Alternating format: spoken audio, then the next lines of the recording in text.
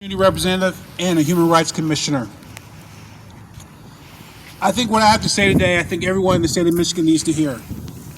I'm speaking out because the majority in the House refuses to do right by the people of Michigan. The damage to our city governments and our schools is real and at significant risk for long-lasting harm. Our governments are facing crisis. Our funding for local services like police, fire protection, and most disturbingly, public health are all on the line. The Republican majority in the House needs to remember we're in this pandemic together. The critical aid to cities and schools need to be released and dispersed now. Not after they've taken their pound of flesh, not after they have scored their political points, not after the grandstanding. Now means now.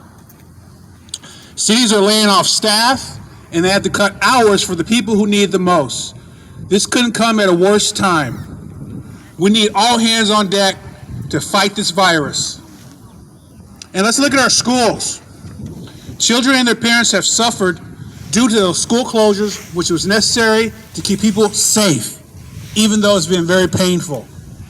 Those that have been impacted the most are the most vulnerable. Low-income students, and particularly students of color. They can't afford to hire tutors and send their children to private schools. The parents are essential workers, and they aren't able to work from home. They don't have the luxury to supervise their children doing online school. These families are virtually overwhelmed and under-supported. It's been a hard sacrifice, but now the vaccines are here, and there's hope. We can work to fully reopen schools safely now. For months, Republicans complained and demanded that our schools open regardless of public health. Now we have the resources to start making schools safe and funding for ventilation, testing, and more staff. But they're holding the money hostage, and that just simply is not going to work. When you buy a new ventilation system or on-site testing equipment, you can't pay it in installments. There's no layaway for ventilation systems or PCR machines. These are upfront investments. When you hire new staff, you don't hope they have the money for their paychecks. You need the certainty and stability to make it work. If the money doesn't come through, then our local school districts are left holding the bag.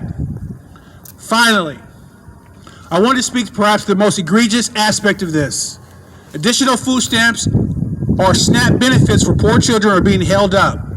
How dare they take food from the mouths of hungry children? How dare they send kids to bed without dinner so they can play political games and win the next election? It's at the height of cruelty and recklessness. These are people's lives.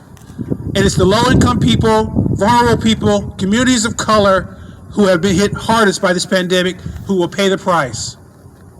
This is the time we're supposed to all come together to protect each other and look out for the vulnerable. And we can still do that. Please call your senator, please call your representative and tell them to release the COVID money now. Thank you so much. I'll hand it off to Agana.